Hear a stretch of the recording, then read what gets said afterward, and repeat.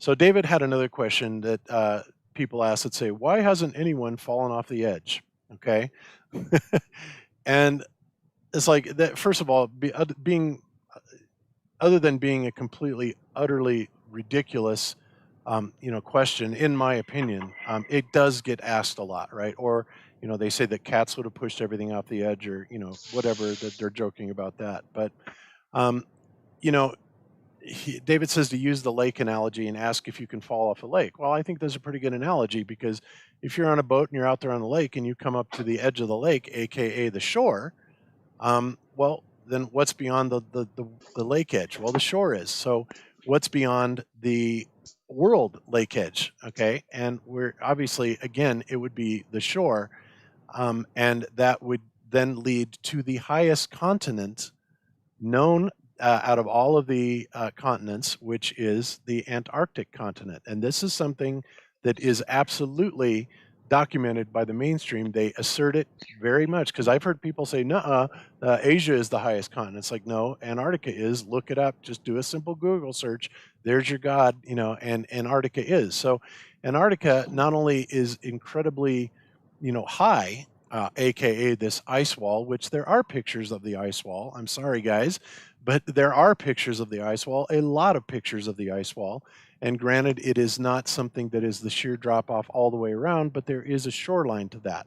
And and then the elevation of Antarctica gets radically higher and higher, to the point that earns it the distinction of being the highest continent in the world. Okay, so that. And it just so happens that you're not allowed to independently travel there as well beyond the 60th South parallel. So coincidentally, of course. Coincidentally, yes. And, Ben knows about these things. Believe me, he's looked at the Antarctic Treaty, and all the legalese in it, and it is pretty funny. In fact, your "Sorry We're Closed" Antarctica, which, by the way, has got the highest view count of any video on GlobeBusters, Ben, by just awesome. FYI, by a long shot.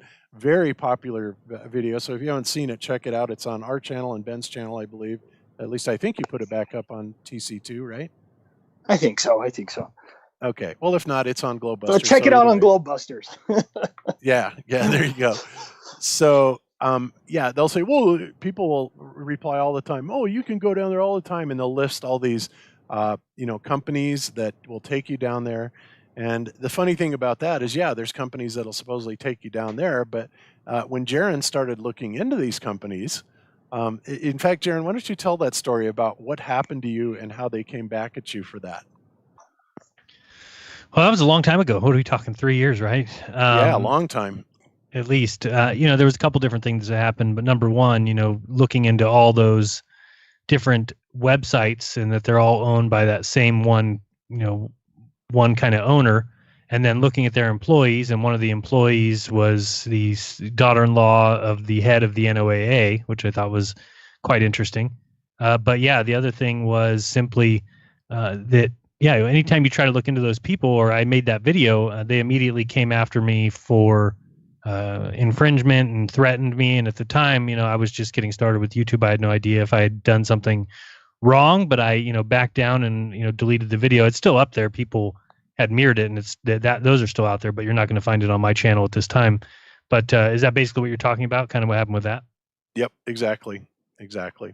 So and Ben's video is fantastic and went even deeper into that whole treaty and everything else that they've been selling people, and this whole idea that all these countries have gotten together and agreed to not make any territorial claims or any there, and all these countries that are constantly in dispute and fights and wars. When it comes to Antarctica, they all agree. They all shake hands at the dinner table.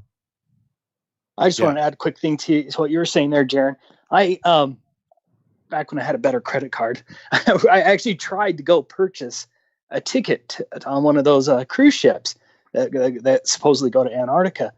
And when I got to the point where you actually put in your credit card information, their website did not work whatsoever. It wouldn't allow me to do it. And I come on, if that's your company and that's the only way you're accepting payments, you will go bankrupt in no time if you don't accept credit cards. Anyway, I just thought that was another fascinating thing of actually trying to test it, and their credit card didn't work. Well, I also tried to call them right in the middle of the day, and I think I've got a video out there somewhere where I make 2 calls, and both times just get an answering machine. And yeah, it does definitely seem harder than they make it sound. The prices are outrageous. For one person to go, it's like $25,000. Not cheap. And then you look at the reviews. I remember looking at that in the video too. All the reviews were clearly faked as well. Basically written by the same person. It is a legal fact that you cannot independently travel to Antarctica, and the videos that they have of the South Pole, interestingly, don't match what the Germans found there at the South Pole, and so many questions, so many issues, and to me, the Antarctic Treaty, the fact that you can't travel there, that is one of the highest proofs that something like either the Gleason map is true or something, that aspect that the Antarctica is the shoreline becomes, to me, it's almost certain, just because of the amount of red tape that they put in the way of actually traveling there.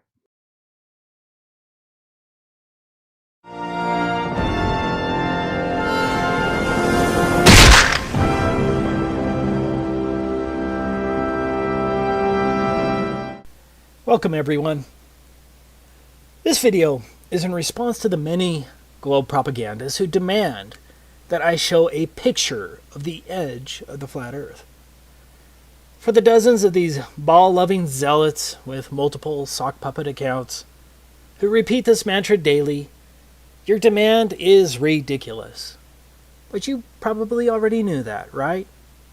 And that's why you probably keep demanding it. It's actually pretty funny that I just got one of these take a picture comments an hour ago. I'm going to prove in this video that independent travel is not allowed under the Antarctic Treaty System. That fact alone should cause any thinking person to begin questioning our official models, because something big is being hidden from we, the plebeians, and we're not talking about penguins. For most flat earthers, based on the information that we can reasonably gather, Antarctica constitutes the outer rim of the known world. In other words, Antarctica is likely the shoreline to all of the world's oceans. Like a ring magnet, north constitutes the center of our flat earth map, and south is every direction away from the northern center.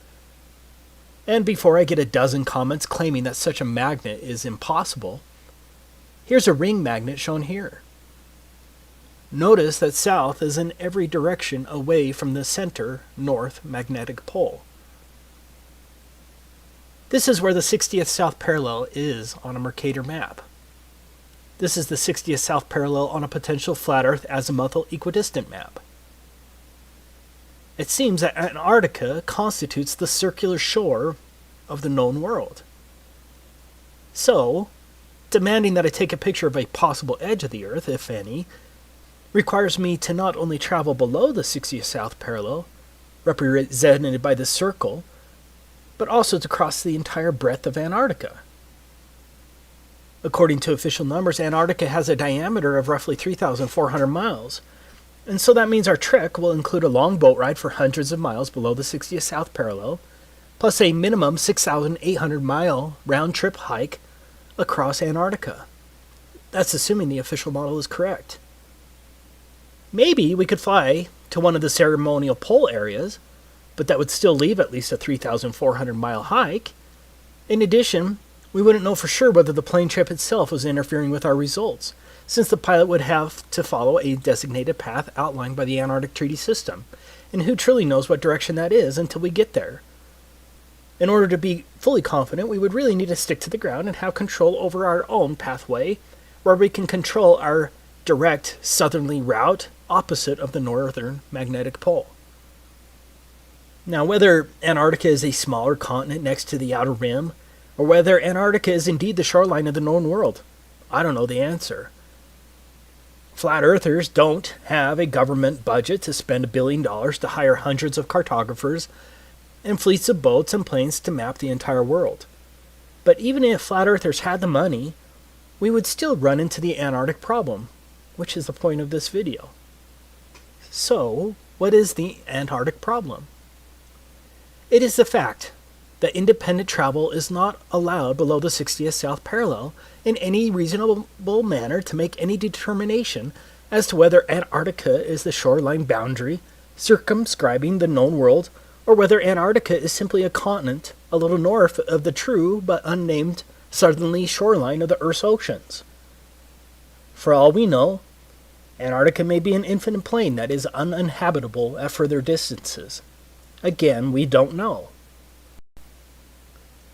But, as I will describe in this video, I suspect that Antarctica is the shoreline circumscribing the known world due to the unbelievable restrictions placed on travel there. Excluding a couple of questionable claims, the total lack of north-south circumnavigation only proves the same. But if I'm not allowed by our governments to independently travel below the 60th south parallel and then to traverse Antarctica over 6,800 miles, then I cannot take a picture of a theoretical edge, dome, or those other lands beyond the South Pole, whatever the case may be. But you probably don't quite grasp how much area is really being blocked off under the Antarctic Treaty System. Let's look at it from the alleged 60th north parallel, because this will give you an idea of the tremendous area blocked off to independent exploration. This is the area of the 60th north parallels. As you can see, the 60th north parallel includes all of northern Canada, Alaska, much of Russia, including St. Petersburg and other major cities, Finland, Sweden, Norway, Iceland, Greenland. It is huge. Now, why in the world is this much area blocked off at the south? Do you really think it's because of penguins?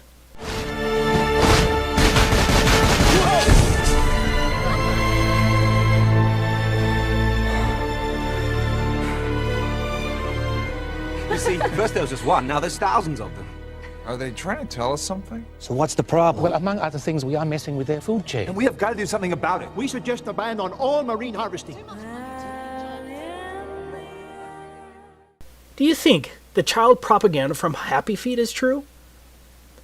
The Antarctic Treaty was executed in 1959 and has been in place ever since. Think about it. No country had any real alleged concerns about the environment at that time. One of the more interesting facts is that the Soviet Union also ratified the treaty, and did so from the beginning on December 1st, 1959. Do you really think the Soviets were truly concerned about the penguins and the fragile Antarctic environment? In other words, America, the USSR, and the rest of the major countries of the world remained partners in generally closing Antarctica throughout most of the so-called fake space race, the Cuban Missile Crisis of 1962, the fake moon landings, most of the Cold War, the Vietnam War, the Six-Day War, the Soviet-Afghan War, and the collapse of the Soviet Union, which at that time Russia continued as a signatory in 1992. That's some peculiar cooperation transcending international conflicts, don't you think? Do you really think that the vast resources and strategic military benefits of Antarctica were multilaterally put aside because of penguins? Even North Korea has been a signatory since 1987. For some strange reason, the Antarctic Treaty has remained sacrosanct for nearly 60 years, regardless of worldwide conflicts. For the reasonable, objective person, alarm bells should be going off right now. As I was preparing this video, I found something else that's interesting. Out of all the flags of all the countries across the Earth, can you guess which one only shows a map of the country as the emblem of the country? You guessed it. Only one. Antarctica. Yeah, the one country they want you to know the shape of. That doesn't reek of programming, does it? Let me make this clear from the beginning. Travel to Antarctica is more difficult than travel to a military base. Sure, the military base may have a visitor shop near the entrance, but if you go beyond that visitor shop or another designated travel area without clearance, you're going to get arrested, or something worse. I'm sure I already have a few globe shills ready to pounce, armed with various inanities to counter my statement, but let's ignore the global spin. This video is about evidence and facts and the reasonable assumptions based thereon. So let's decide to take a theoretical trip across Antarctica to find the edge, if any. I'm not talking about going to the visitor center along the edge of Antarctica, or an overly expensive cruise to a small ice shelf along the edge with a small excursion, or a flight to one of the multiple ceremonial poles, and then straight back again. Yeah, that's not strange at all. I must reiterate, because I will get a dozen comments telling me to take a cruise or that someone's best friend went to Antarctica. I am not talking about a trip to one of the few designated tourist locations of Antarctica. I'm talking about a real trek, pointed directly south across the entire 3,400-mile breadth of Antarctica and back again to determine whether Antarctica circumscribes the known world and to possibly determine whether there's an edge, a dome, or whatever, and then take a picture of it. I'm talking about repeating the trek of Admiral Byrd and discovering that area as big as the United States that has never been seen by a human being on the other side of the South Pole, full of minerals and such just waiting to be explored. But strangely enough, there's left in the world today an area as big as the United States that's never been seen by a human being. And that's beyond the pole on the other side of the South Pole from Middle America. And I think it's quite astonishing that there should be an area as big as that unexplored. Okay, let's get started with our theoretical trip. So what is required to trek across the entire breadth of Antarctica? Now, I'm in the United States, and so we're going to examine it from the position of a slave of the U.S. But the rules are going to be the same for all 53 signatory countries of the Antarctic Treaty, and everyone else, since these countries all enforce the same provisions. To begin with, we need to understand that anything below the 60th south parallel is referred to as the Antarctic Treaty Area. What does that mean? That means I'm generally not allowed within hundreds of miles of Antarctica, from approximately 400 to 900 miles, without obtaining a permit to do so. Now, the U.S. government has recorded that some sailors have seen the mountain ranges of Antarctica at 300 miles distance while sailing. Of course, 300 miles should be impossible on the globe with a curvature drop of 11.4 miles, but the 60th parallel is between 400 and 900 miles away from the shoreline of Antarctica. Even under a flat Earth, that's a lot of lower atmosphere to see through, also referred to as atmospheric extinction factor, and a lot of angular size reduction. Despite the claims of the ignorant globe zealots, you can't see through that much lower atmosphere. In other words, I can't even see Antarctica from the ocean without first obtaining a permit from the U.S. State Department, or whatever department that controls that in your country. Taking a trip to the 60th South Parallel isn't going to accomplish anything, and so we're stuck with getting a government permit. So let's go through the steps to obtaining a permit from the U.S. State Department. This is the handbook of the Antarctic Treaty System. These are the rules that govern all signatories to the treaty. We'll be citing to it regularly as it lays down the rules that govern the Antarctic Treaty beyond the fluff of the treaty language itself. Most importantly, we're going to look at the rules governing non-governmental activities located here, and some of the rules regarding the protection of the environment located here.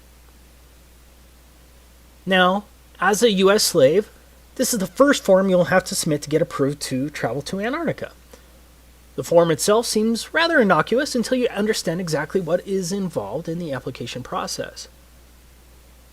In summary, Antarctica is treated as a giant natural reserve. Like a military base, all activities and pathways in Antarctica must be approved. This is unlike any other area in the world, except maybe a place like North Korea. So, when I say that no independent travel is allowed below the 60th South Parallel, I'm stating an admitted fact well recorded as international law. The protocol states, as a matter of principle, that all activities are to be planned and conducted on the basis of information sufficient to evaluate their possible impact on the Antarctic environment and its associated ecosystems, and on the value of Antarctica for the conduct of scientific research. Organizers should be aware that the environmental protocol requires that activities shall be modified, suspended, or canceled if they result or threaten to result in impacts upon the Antarctic environment or dependent or associated ecosystems. If you visit Russia, with a Russian visa, for example, are you limited to one particular neighborhood and certain pathways? For those who visit America as a tourist, are you restricted to New York City? Or are you generally allowed to travel around America? No one is just allowed to travel around Antarctica. All of your activities, vehicles, and pathways must be approved, but it gets much worse. Now, how many genuine people watching this video think that the purpose of seeing the edge, the dome, or the extended plain beyond Antarctica would be approved by the U.S. State Department and the other myriad of agencies? Are you ready to litigate the matter when some State Department official arbitrarily says something like, "I think your expedition is frivolous and would be too damaging to the environment, especially in the light of the frivolity of the expedition"? I don't think a court will overturn that decision, especially when treaty law supersedes any rights you may think you have. So, we're going to have to come up with some fake expedition that will somehow get approved. Let's say we're a tree-hugging Luciferian geologist conducting a comprehensive analysis of the global carbon footprint on Antarctica and its flora and fauna. I think that sounds plausible, and so we could hypothetically fake our way in with respect to our purpose, but it will be tricky. Okay, I'm not advocating that anyone break the law. This is all theoretical. That brings us to the next point. Entire swaths of land are entirely off limits to all travel. These are called specially protected areas. It's pretty much guaranteed that no one is going to get a permit to go through a specially protected area. If my math is right, that's 1,373 square miles that are allegedly specially protected areas. You can see the maps on the websites, but I don't have time to plot all of them. Now, I agree that's not huge in comparison to the total alleged area of Antarctica. But I believe there's a distinct possibility that those swaths of land could be coordinated in such a way as to prevent me from going through Antarctica easily. So, right from the beginning, my route may be extra hard, especially if mountain pathways are blocked and the areas are much larger than claimed due to likely globe distance shenanigans. But let's go ahead and assume we can navigate around those prohibited, specially protected areas. Next, no motorized equipment is allowed at all for non-governmental personnel. Page 308 states, "Do not use aircraft, vessels, small boats, or other means of transport in ways that disturb wildlife either at sea or on land." That seems kind of hard and very subjective, doesn't it? Antarctica itself is supposed to have a diameter of 3,400 miles. That means no motorized equipment for at least a 6,800-mile round trip? That sounds pretty damn impossible, right? Especially if Antarctica is much bigger than what is claimed. What about sled dogs? Surely they'll be allowed. What's that? Sled dogs aren't even allowed? Okay, so our trip is now limited to a very long hike in insanely harsh conditions over an extreme rise of elevation. On a side note, Antarctica has the highest average elevation of any alleged continent, but I'm sure that's just coincidence, right? But getting back to our insane trip, we not only have to walk at least 6,800 miles, mostly depending on when we need to turn around, we must also tread extremely lightly as walking on plants in Antarctica is prohibited. I can't damage plants or frighten wildlife on a 6,800-mile journey in a wilderness? I wonder if the Lewis and Clark expedition was limited by such requirements. Good luck traversing 6,800 miles on foot without damaging plants or frightening wildlife with no motorized equipment. I'm not saying that we couldn't figure out a way to get around these big issues, or maybe we could just, theoretically ignore the issues once we get there, but again, I'm not advocating that anyone break the law. I'm saying that these are listed enforcement rules under the Antarctic Treaty System. And so think of how easy it would be for one of the many international bureaucrats reviewing our application to deny a permit to trek across Antarctica based on this one plausible excuse. Sorry, you're going to end up walking on plants and scaring birds at least one time during your 6,800-mile journey, and the Antarctic Treaty System prohibits such activities. Application denied. For argument's sake, let's just assume we're going to figure out a way to get around that. Don't ask me how. The next issue is, how are we going to carry all that food and fuel for heat? And don't think that the Antarctic Treaty System isn't concerned with how we store our fuel. The United States itself is roughly 2,500 miles across. So imagine the difficulty of hauling food, climbing at extremely high and unknown elevations, and carrying all of your extremely warm gear and supplies across the United States from coast to coast and back again, all on foot with no food stops along the way. And don't forget, we're going to have to haul our poop as well. You are going to have to drag your poop with you on your 6,800-mile Antarctic hike. But it gets worse. Your poop is regulated by a different pseudo-government agency, the National Science Foundation. Here's where you can learn about what permit is required if you wanted to dispose of your poop on your 6,800-mile journey if you don't want to carry it. Could you imagine for your next trip to France and the custom agent saying, "Welcome to France. By the way, no vehicles are allowed, no animals are allowed, do not walk on any plants, and here's a bag for your poop. Be sure to bring a bag full." If you don't want to carry your poop, you're going to have to get a permit from the National Science Foundation. Enjoy your stay. But here's another and potentially bigger problem. What if there is no edge when you get there, but the conditions only get worse? How many years of supplies can one carry by a handheld sled and some skis? What if Antarctica goes beyond 3,400 miles? What then? When do you turn your back, and how do you prove it? Because the globe shows are just going to call you a liar anyways. Any sane person right now would have to admit that our little trip is impossible, but we have a lot of paid-for apologists for our slave masters who will still somehow claim that I'm lying when I say that independent travel in Antarctica is prohibited. But we're not done. Going back to our form DS4131, in addition to disclosure to other parties to the treaty, the information provided may be shared with the U.S. Environmental Protection Agency to ensure compliance with 40 CFR Part 8 Environmental Impact Assessment of Non-Governmental Activities in Antarctica, as well as with other relevant U.S. agencies. This brings us to one of the most important issues facing us. What is an environmental impact assessment? No country, even North Korea, would ever require an environmental assessment before traveling across their country. It's insane. Here's the definition of an environmental impacts assessment in the U.S. Code of Federal Regulations. Environmental impact assessment means the environmental review process required by the provisions of this part and by Annex 1 of the Protocol, and includes preparation by the operator and U.S. government review of an environmental document and public access to and circulation of environmental documents to other parties and the Committee on Environmental Protection as required by Annex 1 of the Protocol. Well, let's see what the Committee for Environmental Protection says. Article 8 of the Protocol requires the parties to conduct environmental impact assessments for the Antarctic activities and provides 3 levels of assessment according to the potential impacts of each activity. The procedures for environmental impact assessment are detailed in Annex 1 of the Protocol. If a proposed activity is determined in a preliminary stage of assessment to have less than a minor or transitory impact, it may proceed. If an activity is determined as likely to have a minor or transitory impact, then an initial environmental evaluation must be prepared. If an initial environmental evaluation indicates the potential for more than a minor or transitory impact, or if such impact is otherwise determined to be likely, a comprehensive environmental evaluation must be prepared.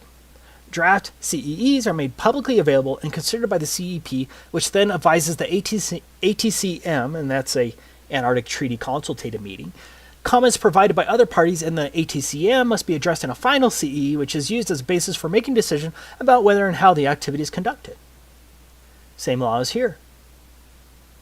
It is the comprehensive environmental evaluation that's going to kill our expedition. Here's the regulation, and this applies to all signatories, including North Korea.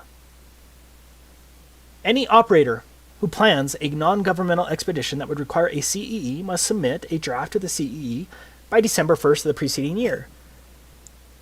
Within 15 days of receipt of the draft CEE, EPA will send it to the Department of State, which will circulate it to all parties to the protocol, and forward it to the Committee for Environmental Protection established by the protocol, and publish notice of receipt of the CEE and request for comments on the CEE in the Federal Register, and will provide copies to any person upon request. The EPA will accept public comments on the CEE for a period of 90 days following notice in the Federal Register. The EPA, in consultation with other interested federal agencies, will evaluate the CEE to determine if the CEE meets the requirements under Article 8, Annex 1 to the Protocol and the provisions of this part, and will transmit its comments to the operator within 120 days following publication in the Federal Register of the notice of availability of the CEE. So, now, I'm sure most of you probably just went brain dead when I read that, so let me explain it. First, our CEE, that's our Comprehensive Environmental Evaluation, must pass the EPA's initial review. Not an easy task. Next, the Department of State, along with its Office of Ocean and Polar Affairs Bureau of Oceans, Environment, and Science, must review it. Next, it will be sent to all parties. That's 100 countries, by the way. Next, your assessment must be approved by an international bureaucracy called the Committee for Environmental Protection. After their highly unlikely approval, the EPA will then publish it in the United States Federal Register. Now, why would they do that? Because any supposed private tree-hugging group can now sue to stop you from going there. Once that is done, assuming you haven't been sued, then the EPA, along with all of the other interested federal agency, whatever the hell that means, evaluates it again. Do you realize the amount of legal work this would entail? Do you realize how easy it would be for any one of hundreds of entities or thousands of bureaucrats to halt your expedition? Again, this applies to all countries. One person in the comments of my last Antarctic video claimed that it wasn't necessary in the United Kingdom. Well, he lied. The Environmental or Madrid Protocol is part of the Antarctic Treaty System and applies to all countries. Here is the requirement on the UK application if you're interested. As explained above, for every person in the United States who wants to get a permit to travel across Antarctica, has to first submit the environmental impact assessment to the EPA. You know, the freedom-loving EPA. Beware! Time is short! EPA! EPA! EPA! Believe me! Believe me!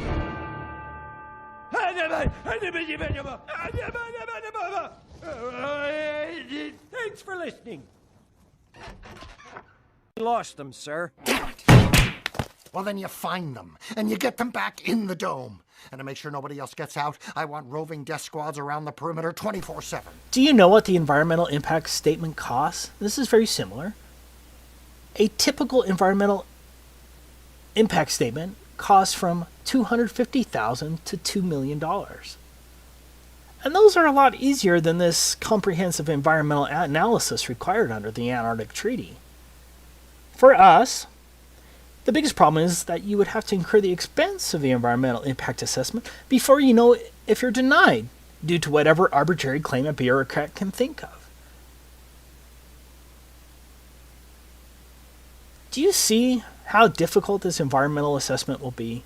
How would one know the environmental impact on an area which you've never been to, and very little information would be available? With a normal environmental assessment, you'd be able to send an engineering firm to the location to make the assessment with attorneys who would draft the statement.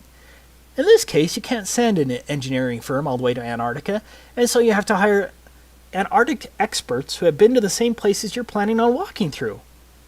Now, how many of those do you think there are?